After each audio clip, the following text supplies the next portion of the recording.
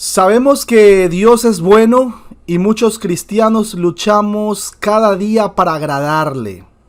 Pero nos hacemos una pregunta: ¿qué pasa cuando en medio del pueblo de Dios existe un legalismo disfrazado de santidad? Eso es algo que es también una causa por la cual debemos predicar todo el sano consejo de Dios. Y de eso se trata este tema, un legalismo disfrazado de santidad. La palabra legalismo no se encuentra en la Biblia como tal. Es un término que usan los cristianos evangélicos para describir una posición doctrinal enfatizando un sistema de reglas y reglamentos para alcanzar tanto la salvación como el crecimiento espiritual. Los legalistas creen que es necesaria la estricta adherencia literal a esas reglas y reglamentos. Doctrinalmente es una oposición esencialmente opuesta a la gracia. Aquellos que sostienen una postura legalista pueden fallar aún en el propósito de ver el propósito real de la ley, especialmente el propósito de la ley de Moisés en el Antiguo Testamento, el cual debe ser nuestro ayo o tutor para traernos a Cristo. Esto lo corroboramos en Gálatas capítulo 3, versículo 24. La ley sirve para dos cosas. Primero, hace un reflejo de la santidad de Dios y nos muestra nuestra incapacidad de cumplirla, mostrándonos nuestra naturaleza caída, depravada, chueca y pecaminosa. Segundo, la necesidad de un Salvador, alguien que verdaderamente haya sido aprobado por Dios y que la haya cumplido a la perfección.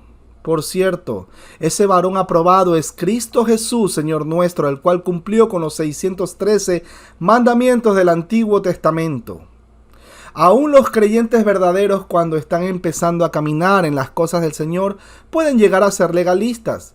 En vez de eso, somos enseñados a ser misericordiosos unos con otros, recibid al débil en la fe, pero no para contender sobre opiniones. Romanos 14:1 lo corrobora.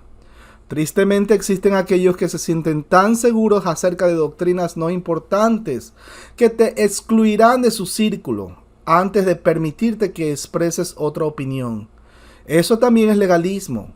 Muchos creyentes legalistas de hoy cometen el error de demandar solidaridad incondicional a sus propias interpretaciones bíblicas y aún a sus propias tradiciones.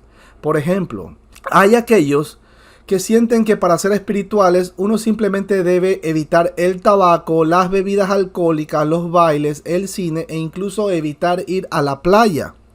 La verdad es que el evitar esas cosas no es ninguna garantía de espiritualidad.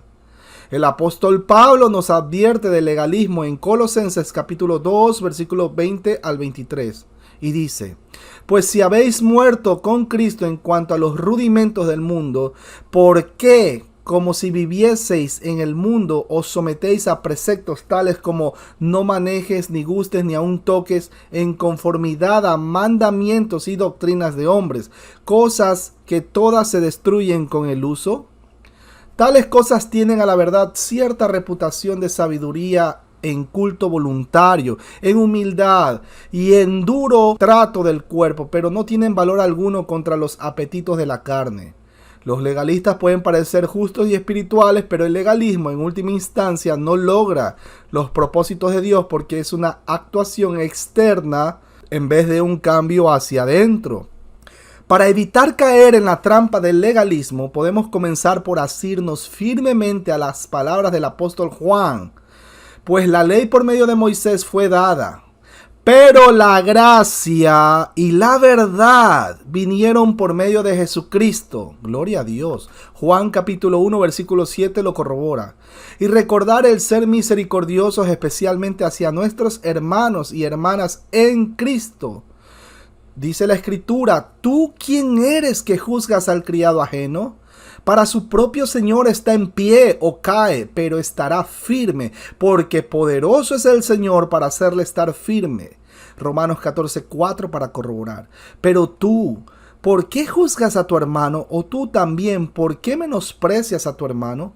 Porque todos compareceremos ante el tribunal de Cristo. Romanos 14:10. Aquí es necesaria una palabra de precaución.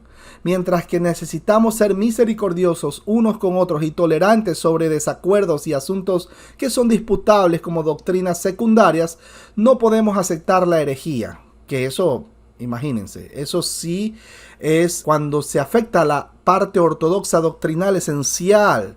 Temas como la deidad de Cristo Jesús, eso sí es una herejía. Si recordamos estos alineamientos y lo aplicamos en amor y misericordia, no caeremos ni en el legalismo ni en la herejía. Amados, no creáis a todo espíritu, sino probad los espíritus si son de Dios, porque muchos falsos profetas han salido por el mundo, dice 1 de Juan capítulo 4 versículo 1. Ahora, con respecto al fariseísmo, la definición del diccionario de fariseísmo es confianza en su propia justicia, especialmente cuando hay un aire de suficiencia moralista e intolerante respecto a las opiniones y los comportamientos de los demás. Hablando bíblicamente, el fariseísmo, el cual está relacionado con el legalismo, es la idea de que de algún modo podemos generar dentro de nosotros una justicia que sea aceptable a Dios. Romanos 3:10 para corroborar. Aunque cualquier cristiano serio reconocería el error de este pensamiento, ya que debido a nuestra naturaleza pecaminosa es una tentación constante para todos nosotros el creer que somos o podemos ser justos por y para nosotros mismos. En el Nuevo Testamento, Jesús y el apóstol Pablo trataron con mano dura, especialmente aquellos que intentaron vivir de una manera o de una forma farisaica. La condena que Jesús hace del fariseísmo fue especialmente dura en la forma como trató a los líderes judíos de la época. En Mateo 23, nuestro Señor Jesús condena a los escribas y fariseos por adherirse tan estrictamente a sus tradiciones legalistas, a fin de que ellos mismos aparentaran ser mejor que los demás. ¡Wow! ¡Qué tremendo! Jesús contó específicamente la parábola del fariseo y el publicano para unos que confiaban en sí mismos como justos y menospreciaban a los otros. Lucas capítulo 18, versículo del 9 al 14 para corroborar. El fariseo asumió que Dios lo aceptaba teniendo en cuenta sus propias acciones, mientras que el publicano reconoció que no había nada en él que hiciera que Dios lo aprobara. Es más, ni siquiera se atrevía a levantar su rostro. Una y otra vez en los evangelios Jesús se enfrenta con los fariseos y los escribas acerca de la verdadera justicia. Al mismo tiempo invierte mucho tiempo y esfuerzo advirtiendo a sus discípulos acerca de los peligros del fariseísmo, dejando claro que sin él no podían hacer absolutamente nada. Juan 15:5 para corroborar. La forma como Pablo trató el fariseísmo no es menos sarcástica a cómo lo trató Jesús. Comenzó su gran argumento en el libro de Romanos por la gracia de Dios al condenar la propia justicia de los judíos por confiar en la circuncisión. Romanos capítulo 2, versículo 17 al 24 para corroborar. Continúa en el capítulo 10 diciendo que los judíos trataron de obtener la aceptación de Dios basados en su propia justicia, demostrando desconocimiento de la verdadera justicia de Dios. Romanos 10:3 para corroborar.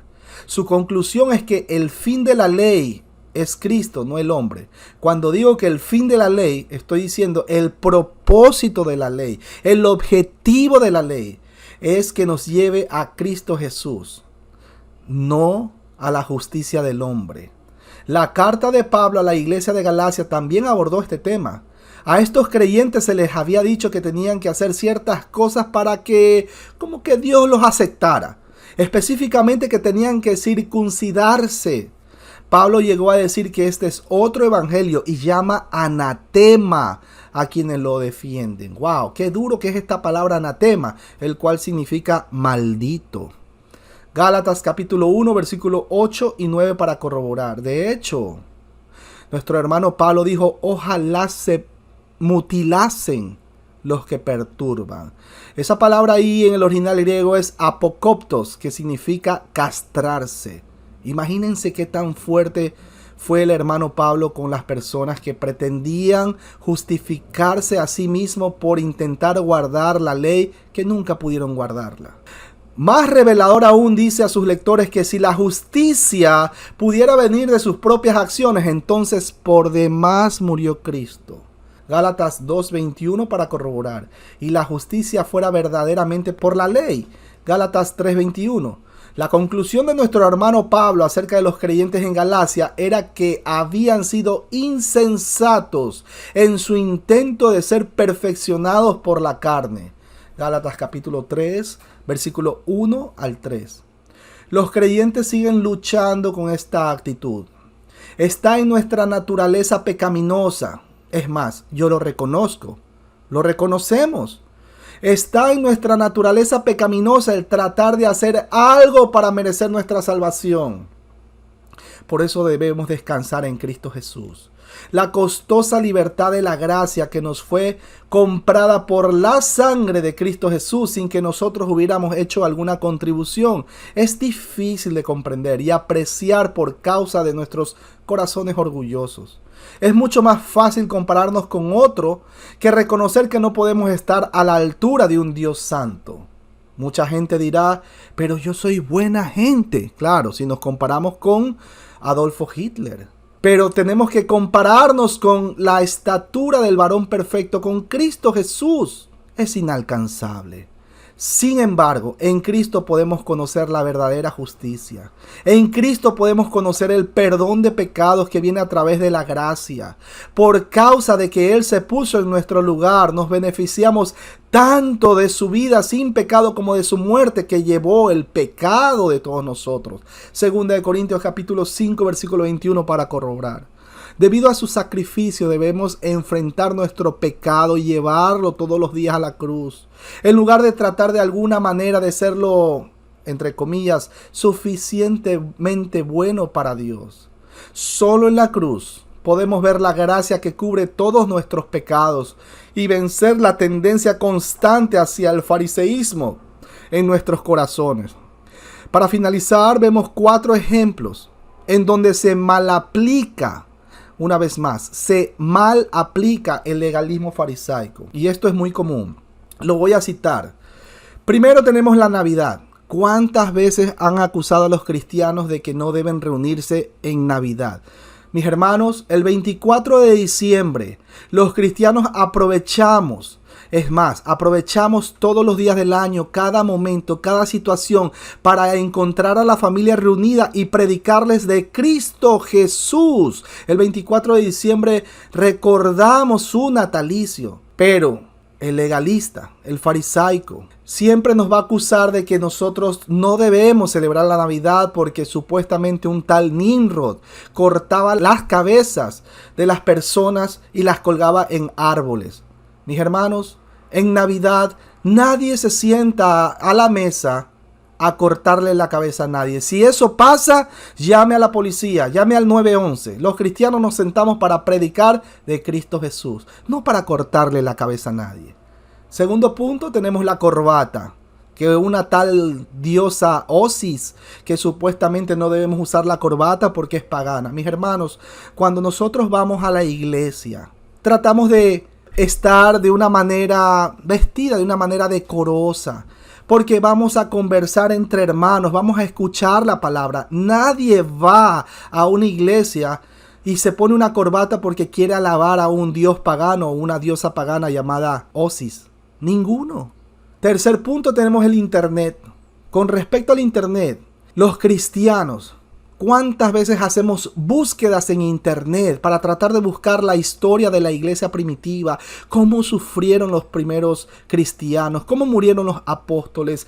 ¿Cuáles son las doctrinas de la gracia? Para comparar, corroborar qué piensan las otras personas con respecto a este tema y corroborar con lo que está en las Sagradas Escrituras, los 66 libros que conforman el canon de las Sagradas Escrituras, o lo que conocemos como la Biblia. Pero les hago una pregunta: si es que una persona utilizó de mal manera el internet, como por ejemplo para ver pornografía, ¿de quién es la culpa?